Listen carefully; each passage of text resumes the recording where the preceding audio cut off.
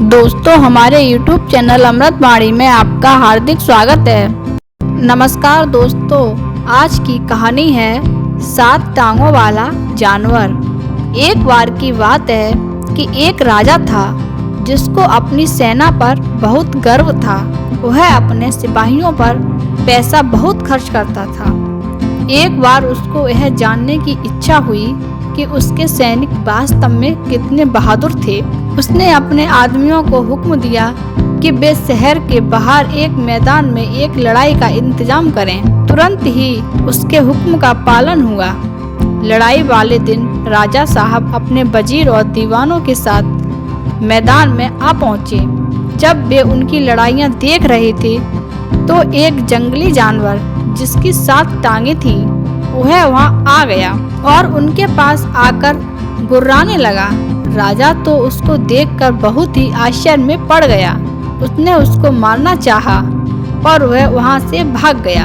राजा अपने तेज घोड़े पर सवार होकर अपना बड़ा वाला चाकू लेकर उसके पीछे भाग दिए। मीलों भागने के बाद वह जानवर रुक गया। वहां पहुंचकर उसने अपने आप को एक जोर का झटका दिया और एक जिन्न में बदल गया। वह राजा की तरफ पलटा और उसको खा गया। वजीर ने बड़ा वफादारी और लगन से राजा की 8 दिन तक खोज की पर उसकी कोई खबर नहीं मिली। उन्होंने उसके बेटे को बुलाया और उसकी जगह बेटे को वहां का राजा बना दिया। एक दिन राजा के बेटे को यह जानने की बहुत जोर की इच्छा हुई कि उसके पिता की मौत कैसे हुई थी। उसने यह बात अपने वजीर से पूछी। वजीर ने उसको सब बातें बता दी तो उससे सारा हल सुनने के बाद उसने भी उसी जगह पर दूसरा शानदार लड़ाई का मुकाबला रखा जहां उसके पिता ने रखा था। नियत समय पर वह और उसके दरबार के सभी लोग इकट्ठे हुए। उन लोगों को वहां पर आए अभी देर ही नहीं हुई कि वही 7 टांगों वाला जंगली जानवर वहां आ गया और उन सब पर भयानक रूप से गुर्राता हुआ वहां से चला गया। जब राजा के प्रधान मंत्री ने यह देखा तो वह बहुत जोर से हंस पड़ा। राजा ने उससे पूछा कि वह क्यों हंसा तो वजीर ने कहा, हुजूर, मैं इसलिए हंसा कि यह वही जानवर है जिसने आपके पिता को हमारे बीच से उठाया था। अच्छा, ऐसा है क्या? तब तो मैं उसको जरूर पकड़ूंगा और उसे मारूंगा। मुझे तब तक शांति नहीं मिलेगी जब तक मैं अपने दुश्मन को नहीं मार लूं। ऐसा कहकर वह भी अपने घोड़े पर सवार हुआ और उस जानवर के पीछे भाग लिया। वह जानवर उसको कुछ दूर तक भगा ले गया जैसे कि उसके पिता को ले गया था। वहां जाकर वह रुका, अपने आप को झंझोड़ा और अपने असली रूप में आकर राजा पर उछला। राजा यह देखकर डर गया और दिल में उसने भगवान से सच्चे दिल से प्रार्थना की कि वह उससे बचाएं। भगवान ने उसकी प्रार्थना सुन ली और अपने एक देवदूत को उसके पास भेजा जो उसको यह बताए कि इस जिन्न से कैसे बचना है। देवदूत ने राजा से कहा, यह जिन्न सबसे ज्यादा खतरनाक जिन्न है और ताकतवर भी है। अगर इसके शरीर की खून की एक बूंद भी जमीन पर गिर गई और तब तक एक जिंदा है तो उसके तुरंत ही एक और ऐसा ही जिन्न पैदा हो जाएगा। फिर वह उछलकर तुम्हारे ऊपर कूद पड़ेगा और तुम्हारे शरीर के टुकड़े टुकड़े कर देगा। मगर तुम डरो नहीं। लो, यह तुम 2 फल वाला तीर लो और इससे जिन्न की दोनों आंखें फोड़ दो। इससे यह नीचे गिर जाएगा और मर जाएगा। इस तरह से वह देवदूत उसको वह 2 फल वाला तीर देकर वहां से गायब हो गया। वह उस जिन्न से करीब 40 मिनट तक लड़ा। आखिर में उसने अपना वह दोहरे फल का तीर उसकी आंखों में मार दिया जिससे वह मर गया।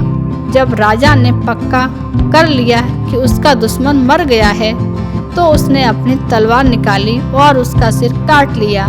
उसको उसने अपने एक तीर की नोक पर रखा और वापस महल की तरफ चल दिया। वहां उसने अपने महल के एक कमरे में रख दिया। उसने उस कमरे का ताला लगाया। उस कमरे की चाबी अपनी माँ को देकर उससे कहा, वह कमरे का दरवाजा किसी भी हालत में नहीं खोलें। पर क्योंकि उसने अपनी माँ को यह नहीं बताया कि उसने उस कमरे में इतनी सावधानी से क्या चीज बंद कर रखी थी, उसकी माँ ने सोचा कि शायद उस कमरे में कोई खास खजाना बंद होगा।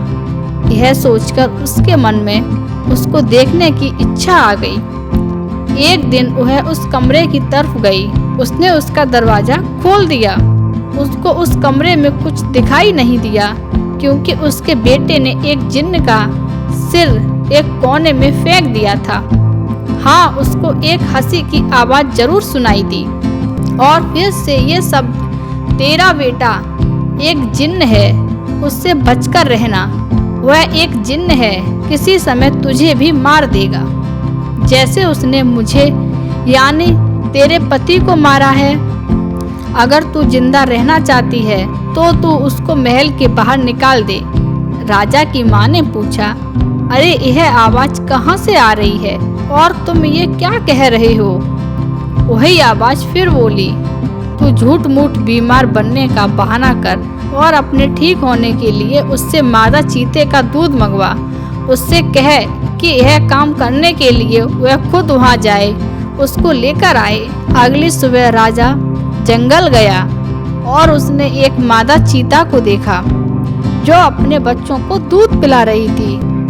उसको वहाँ देखकर वह एक पेड़ पर चढ़ गया और वहीं से उसके एक थन में तीर मारा। इत्तेफाक से उसके उस थन में कई दिनों से बहुत दर्द हो रहा था, क्योंकि उसके पास ही एक फोड़ा हो रहा था। राजा का तीर उस फोड़े में जा लगा, जिससे फोड़ा फूट गया और मादा चीते को बहुत आराम मिला। मादा चीता इस आराम के लिए उसकी बहुत आभारी थी। उसने ऊपर की तरफ देखा और उसने नीचे उतरने की प्रार्थना की।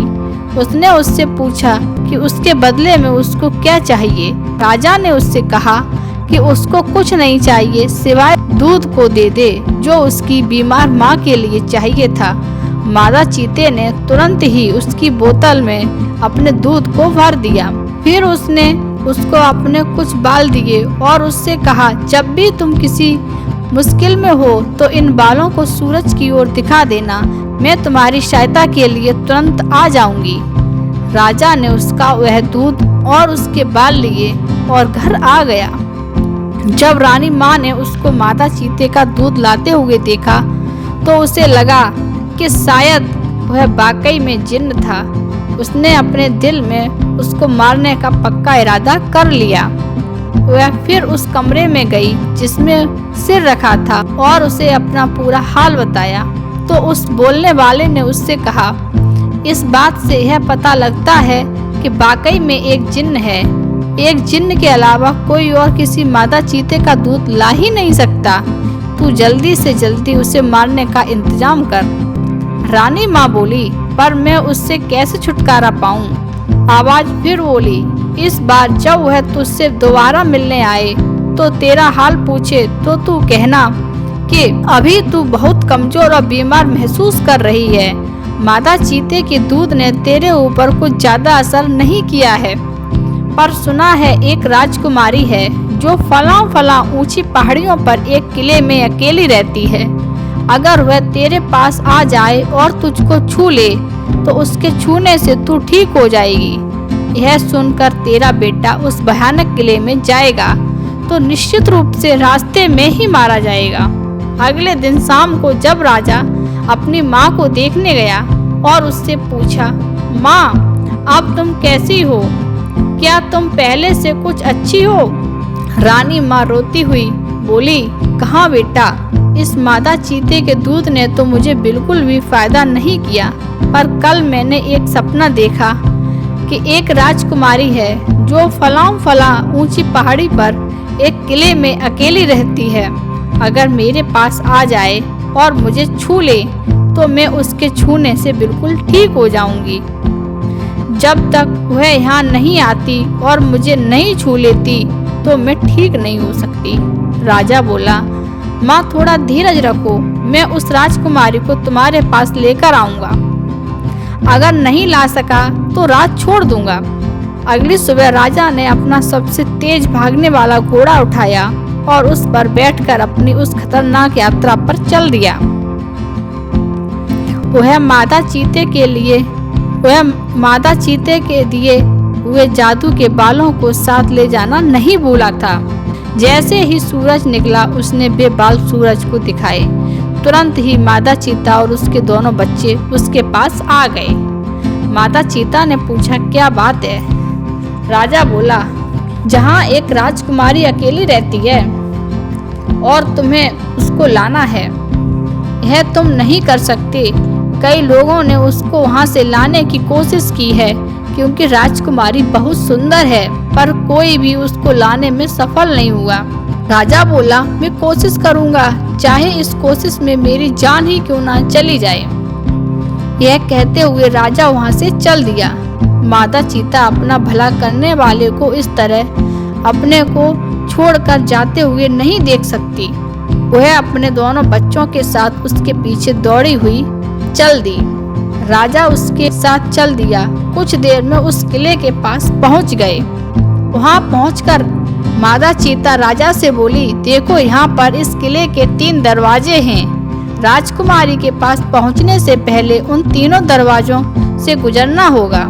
पहले दरवाजे के पास एक बहुत बड़ा लोहे का टुकड़ा रखा है जिसको एक लकड़ी की कुल्हाड़ी से तोड़ना जरूरी है, नहीं तो दरवाजा नहीं खुलेगा। दूसरे दरवाजे के पास एक नकली गाय खड़ी है जिसके चारों तरफ असली जिन्न खड़े हैं। अगर कोई भी आदमी उस गाय को धो सकता है तो वह उस दरवाजे से होकर जा सकता है, और अगर नहीं धो पाता तो वे जिन्न लोग उसको मार देते हैं। तीसरे दरवाजे के पास राजकुमारी खुद बैठती है। अगर वह तुमसे खुश है तो तुम्हारा स्वागत करेगी, और अगर खुश नहीं होगी तो तुमको मार डालेगी। यह सब सुनकर राजा बहुत ही डर गया। उसने मादा चीते से उसकी सहायता की प्रार्थना की। मादा चीता बोली, ठीक है, मैं तुम्हारी सहायता करूंगी। मेरे पास एक जादू है जिसकी सहायता से मैं उस लोहे के टुकड़े में घुस जाऊंगी, और जब तुम उसको अपनी लकड़ी की कुल्हाड़ी से तोड़ोगे तो मैं उसको टुकड़ों में तोड़ दूंगी। चौकीदार सोचेगा तुमने वह लोहे का टुकड़ा तोड़ा है, वह तुमको पहले दरवाजे से अंदर जाने देगा। तभी मादा चीते के दोनों बच्चों में से एक बच्चा बोला, और मैं उस गाय की मूर्ति में घुस जाऊंगा, उसको दूध देने पर मजबूर कर दूंगा, और उसके पास खड़े जिन्न को जब तुम दूध दूह रहे होगे तो उसको तुमसे दूर रखने में सहायता करूंगा। इस तरह तुम दूसरे दरवाजे से निकल जाओगे। इसके बाद मादा चीता के दूसरे बच्चे ने कहा, और मैं राजकुमारी की आंखों में अपना जादू कर डालूंगा। जब वो तुम्हारी तरफ देखेगी तो तुम्हें वो सूरज की तरह से चमकीला पाएगी। वह तुमको देखते ही अपना तीसरा दरवाजा खोल देगी और फिर जो तुम कहोगे वही करेगी। उन तीनों ने अपना वायदा बड़ा वफादारी से निभाया। इस तरह से राजा तीसरे दरवाजे पर पहुंच गया। राजकुमारी ने जैसे ही उसको देखा, उसकी बहादुरी और सुंदरता से वह प्रभावित हुई। उसने राजा से अपने साथ शादी करने के लिए कहा। मादा चीता और उसके दोनों बच्चे अपनी माद में लौट गए। कुछ दिन बाद ही राजा राजकुमारी को लेकर राजमहल पहुंचा और जाकर अपनी माँ से बोला, माँ, उस जगह को जाने वाला रास्ता बहुत खतरनाक था। मैं तो रास्ते में ही मर जाता अगर मादा चीता और उसके 2 बच्चे मेरी सहायता नहीं करते। भगवान को धन्यवाद दो कि मैं सही सलामत वापस लौट आया। कुछ देर और बात करने के बाद उसने माँ को जिन्न के सिर के बारे में बताया कि वह उसके सामने सबसे पहले कैसे एक 7 टांगों वाले जानवर के रूप में प्रकट हुआ था, फिर कैसे वह उसको एक जगह भगा कर ले गया, जहां जाकर वह अपने असली रूप में बदल गया। एक बहुत बड़े भयानक जिन्न के रूप में वह उस पर कूदने को ही था, उसको मारकर खाने ही वाला था, जैसे कि उसने उसके पिता के साथ किया था। तभी भगवान के भेजे हुए दूत ने उसको बचा लिया। उसकी माँ ने यह सब सुना ताज्जुब में पड़ गई। वह बोली, बेटे तब तो मुझे धोखा दिया गया था। उस दिन की शाम को जब तुमने मुझसे महल की चाबियां मांगी थी, तब मैंने उस कमरे में जाकर देखा जिसने मुझे हंसी की आवाज़ सुनाई दी। मैंने सोचा कि देखूं इसमें कौन हंस रहा है। मैंने जैसे ही उसका ताला खोला और अंदर गई तो मुझे एक आवाज़ सुनाई दी, ध्यान देकर सुन, तेरा बेटा एक जिन्न है जो तुझको खाना चाहता है। मैं तेरे पति का सिर हूँ, उसने मुझे मारा तो तू उसे मार दे, नहीं तो वो तुझे भी मार देगा। मेरे बेटे, मैंने उसकी बातों पर विश्वास कर लिया और फिर उसकी सलाह पर मैंने इस आशा में तुझे मादा चीते का दूध लाने के लिए भेजा कि वह तुझे मार देगी। जब तू मादा चीता का दूध ले आया तो फिर मैंने उसी सिर से सलाह ली, राजकुमारी को लाने के लिए भेजा। मैं जानती थी कि वहाँ का रास्ता खतरों से भरा है, फिर भी भगवान ने तेरा साथ दिया। उसी ने तुझे अपना देवदूत तेरे पास भेजकर तुझे रास्ता दिखाया और उसी ने मादा चीते के रूप में तेरी सहायता की। उस भगवान को लाख लाख धन्यवाद, कहकर उसने अपने बेटे को गले से लगा लिया और जोर जोर से रो पड़ी। इन घटनाओं के कुछ दिन बाद ही राजा और राजकुमारी की शादी हो गई और सब लोग खुशी से रहने लगे। दोस्तों, वीडियो अच्छी लगी हो तो वीडियो को लाइक एवं शेयर करें और ऐसी ही वीडियो देखने के लिए हमारे चैनल को सब्सक्राइब कर लें। धन्यवाद।